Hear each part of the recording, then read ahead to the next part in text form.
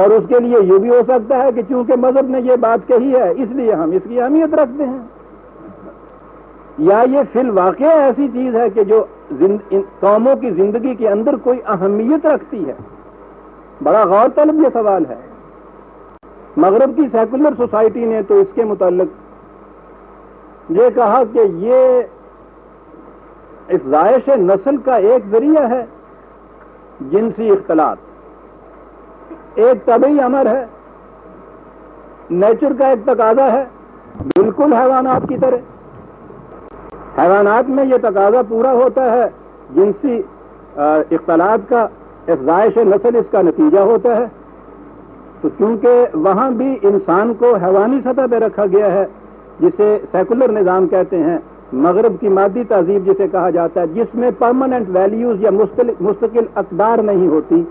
انسان کی زندگی حیوانی زندگی کی بڑی ہوئی شکل قرار دی جاتی ہے، اس سے آگے کوئی چیز نہیں کہیں سمجھی جاتی۔ انہوں نے اس مسئلے کو بڑا لائٹلی لیا،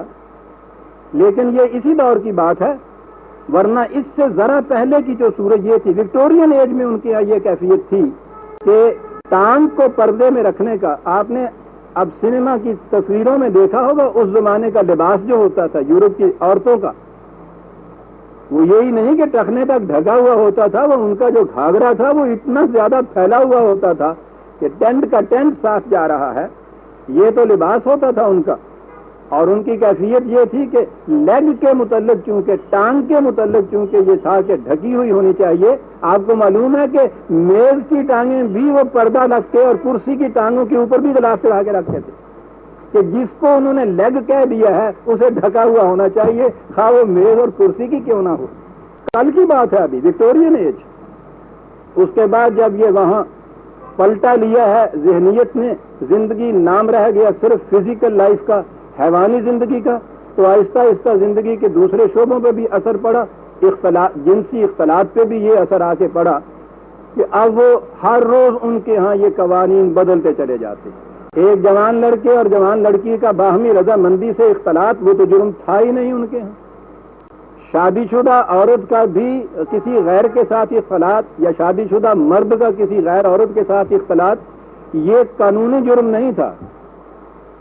یہ اگر اس عورت کا خامد یہ کہے کہ مجھے نقصان پہنچا ہے تو وہ اپنے ڈیمیجز کلیم کرتا تھا کسی سے،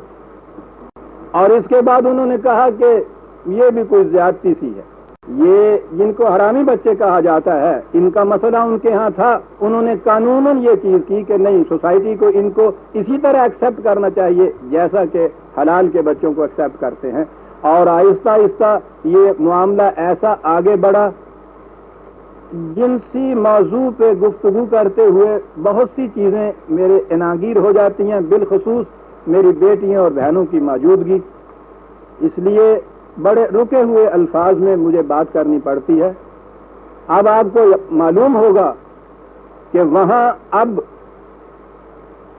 لواطت کو بھی قانوناً جائز قرار دے دیا گیا،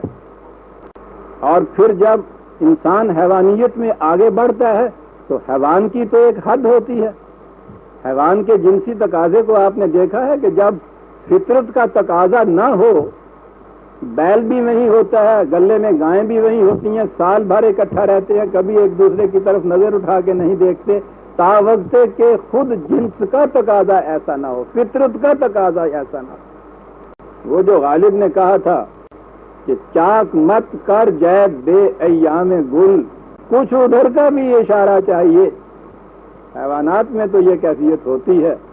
کہ ادھر کا اشارہ ہوتا ہے، اور اس کے بعد آپ دیکھتے ہیں کہ ان کے ہاں یہ چیز بیداری نہیں، وہاں فطرت نے خود کنٹرول رکھا ہوا ہے۔ اور انسان تو جب بد نہاد ہوتا ہے تو اس کی انتہا نہیں ہوتی۔ میں نے عرض کیا ہے کہ ان کے ہاں ساڈمی یا لواطت اب قانوناً جائز قرار پا گئی، اور امریکہ میں میری بیٹیاں معاف رکھیں بات کرنی پڑتی ہے، آپ نے اخباروں میں دیکھا ہوگا لڑکوں کی آپس میں شادی ہونی شروع ہو گئی۔ یعنی انسان کی بد نہادی کی کوئی انتہا ہی نہیں ہوتی۔ ان کے ہاں تو یہ سوال ہی نہیں رہا۔ انہوں نے کہا کہ یہ محض سوسائٹی کا مسئلہ ہے، اور سوسائٹی جس چیز کو قابل قبول قرار دے دے وہ قابل قبول ہونی چاہیے، سوال ہی نہیں۔ یعنی سوسائٹی معیوب نہ قرار دے، اور جب کسی بھی قدر کا انحصار سوسائٹی کی قبولیت اور عدم قبولیت پر ہو تو سوسائٹی آسمان سے آیا کرتی ہے، انہی افراد کے مجموعے کا نام تو سوسائٹی ہوتی ہے۔ تو ذہن میں ہر وقت یہ بات ہوتی ہے کہ ذرا سی پابندی جو ہے، تھوڑی سی اس کے لیے پبلسٹی کرو، تھوڑا سا پروپیگنڈا کرو اور اس کے بعد اس کو بدلوا لو۔ اور بدلوانے کا پتہ ہے ان کے یہاں طریقہ کیا ہے کہ جرم کو عام اتنا کرو کہ انکنٹرولیبل ہو جائے۔ جب وہ کنٹرول نہ کر سکے ریاست تو اس کے بعد خود بخود وہ اس جرم کو قانون جائز قرار دے دیتی ہے۔ چنانچہ یہ جو وہاں ساڈومی کے متعلق قانون بنا ہے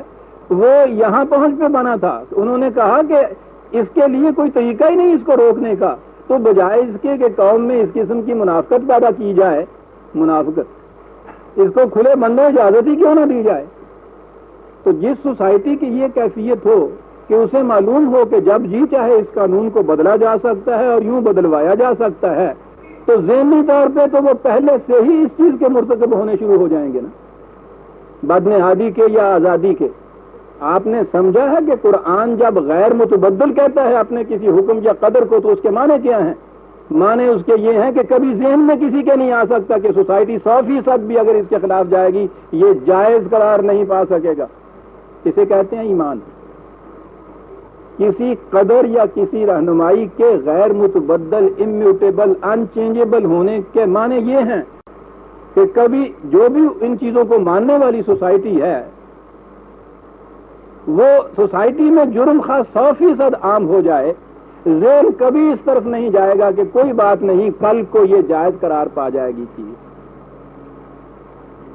ذہن ہر وقت یہ کہے گا کہ نہیں یہ ناجائز ہے، اس لیے کہ اس نے اس کو غیر متبدل قدر کے طور پہ تسلیم کر لیا ہوا ہے۔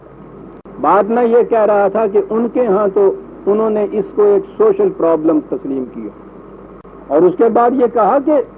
جوان لڑکا جوان لڑکی اپنے طور پہ جس طریق سے بھی وہ چاہیں راضی ہوں، ٹھیک ہے، تم کون ہوتے درمیان میں دخل دینے والے؟ انہوں نے اس مسئلے کو یوں ہی لیا۔ مذہب ان کے ہاں کرسچینٹی ہے، عیسائیت ہے۔ آپ کو معلوم ہے کہ عیسائیت میں قانون نہیں ہے، وہ صرف مذہب ہے، اس میں عقائد ہیں۔ ساری بائبل میں ایک قانون ہے، عیسائیت کی بائبل جو ہے نیو ٹیسٹیمنٹ، صرف ایک قانون ہے، اور وہ قانون یہ ہے کہ تم طلاق نہیں دے سکتے بیوی، اور یہ ایسا قانون ہے کہ جس کے ہاتھوں وہ ایک عرصے تک مصیبت میں مبتلا رہے، اور اس کے بعد صرف یہ کہ زنا کی شکل میں طلاق دی جا سکتی ہے، کہ وہ عورت زنا کی مرتکب ہو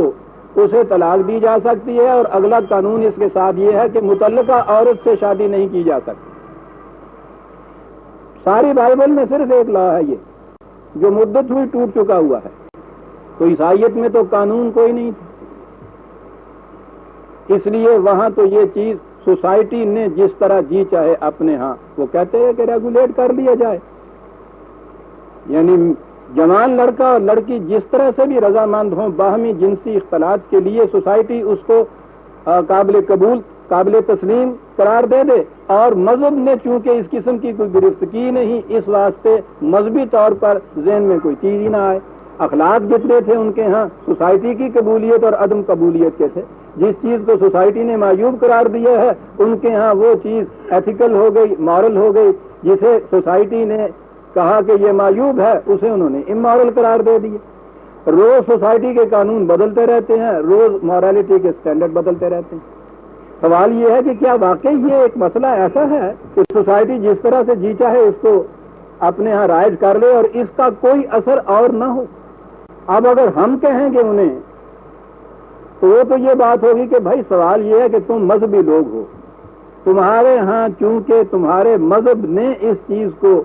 جرم اور گناہ اور عیب قرار دیا ہے، معیوب قرار دیا ہے، اس لیے تم تو مجبور ہو کہ تم اس آزادی کے خلاف آواز اٹھاؤ اور اس طریقے کو ڈیفینڈ کرو جو تمہارے ہاں رائج ہے، اس لیے کہ تم اس کو عقل و فکر کی بنا پر، علم و بصیرت کی بنا پہ اس مسئلے کو جانچ نہیں سکتے،